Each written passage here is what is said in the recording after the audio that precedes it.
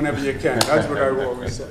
A couple of announcemements that I want to make. Number one, Trudeau over in Saranac, which is a world-class institution and has been for many, many years. And it's a special part of the history of the North Country.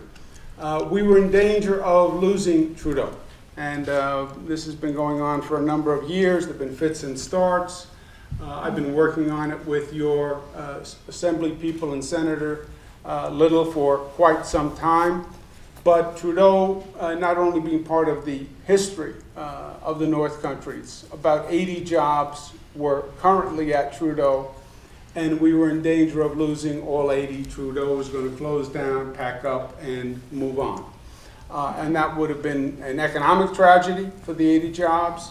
It would have also taken a special part of the North Country, which would have been gone. We have worked very hard, and sometimes out of crisis comes opportunity, right? That's my belief as a person, it's my rationale as governor, because we have a lot of crises going on. So I like to say there's a lot of chances for opportunities. And we took the Trudeau closing as an opportunity to find a different relationship and a different synergy with Trudeau and a different business model, which we found. Clarkson University, which is doing phenomenal work. We're very excited about Clarkson as an individual entity.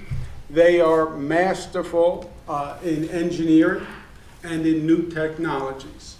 Our plan is to put Clarkson together with Trudeau. Trudeau, master of basic research, medical research, infectious disease research.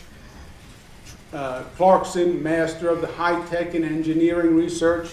Make that marriage, bring those two institutions together. The state will invest $20 million over 3 years, total investment $35 million over 3 years. We're going to keep the 80 jobs, and we believe we will create hundreds of jobs in this new institution, which will be the marriage of Clarkson and Trudeau. So let's give them a round of applause.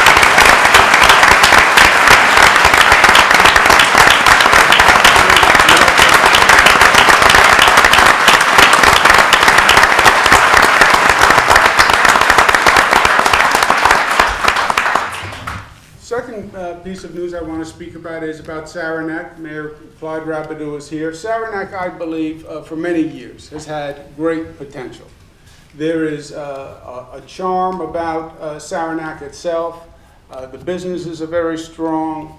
The lake, the paddling, it's all there. The piece that has been missing is, I believe, one of the big pieces that's been missing is the residential facilities. Hotel Saranac has great potential. There's a potential for a development on Lake Flower. If we get Hotel Saranac renovated and the right best institute that we can have there, it would be something special, and I think it'll start to turn around Saranac.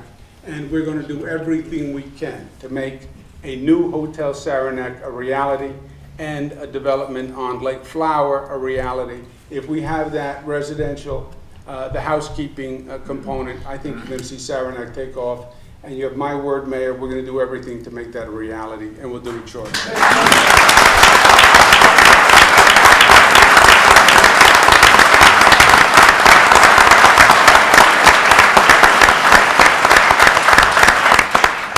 Third piece of business is the Whiteface Veterans Memorial Highway, which has been in a very bad state of repair for a very long period of time. I don't know the last time you've been up there, but it's been bad, and it's been getting worse. The road itself, the walls are gone in some areas.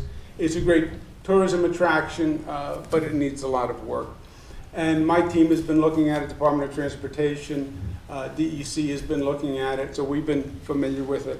And then I was at a conference in Albany, and some of your local officials were there. And we had a few minutes where we were theoretically socializing. And they were going to be nice to me for a change. And we were socializing. How's the cookie? Nice.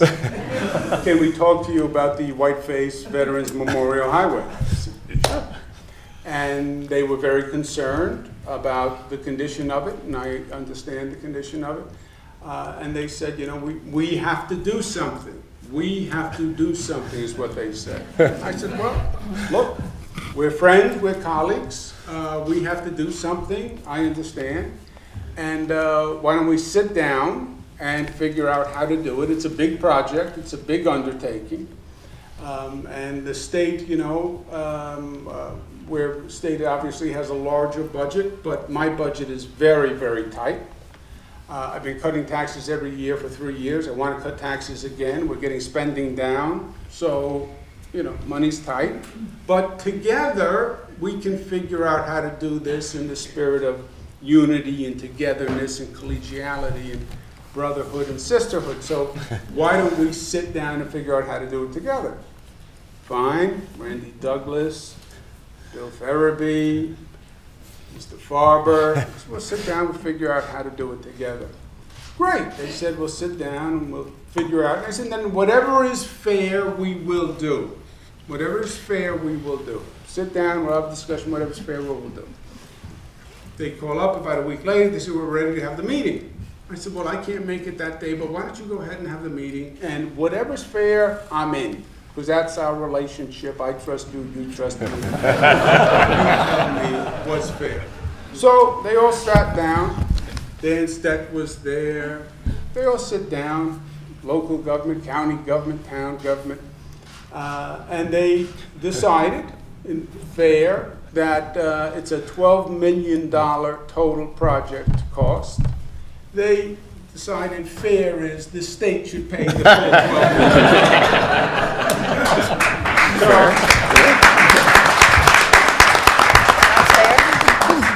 The highway is important, first of all, and the repairs are important because, first, it really is dangerous. I mean, the wall is literally down in some areas, and God forbid, one car, you're right on the side of the mountain there, the cliff. It really is, it is dangerous, and that's job one.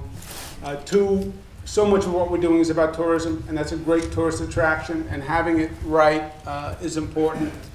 And three, sort of like Trudeau, that highway is a beautiful piece of history and a beautiful piece of our legacy. That was FDR at his best, you know. He wanted not just to enjoy the North Country, not just to get people to come up to see the North Country. They had a very big debate when FDR was proposing doing it. People were saying, we don't want anyone coming. You know, it's the same dynamic, right? Heard that before. So, and FDR was saying, well, limited exposure, limited tourism, but people have a right to come to see, and it'll be good, it'll drive the economy. FDR also was one of the first disabled accessibility projects of this magnitude ever. The elevator construction, you want to talk about foresight. I mean, nobody was talking about fairness and accessibility, because they didn't even use that word back then. But it showed the foresight and the progressivity of the community to say, this is so beautiful, we want to make sure everyone can see it. And they're going to invest and dig a large hole in the middle of the mountain and put in a tunnel at extravagant cost just to make it accessible. It was dedicated for the veterans by FDR, veterans from World War I. 1985, a governor named Mario Cuomo rededicated it to all veterans in 1985. So it's a monument to our veterans, and as a monument to our veterans, Colonel Hesse is here today, it should be in top flight shape. It should not be allowed to be diminished, because that's not why it's a memorial, and it's not how we feel, and it's not the respect we have to our veterans. So safety, tourism, as a matter of legacy, the state will pay the full $12 million, and we're going to start the reconstruction this spring because we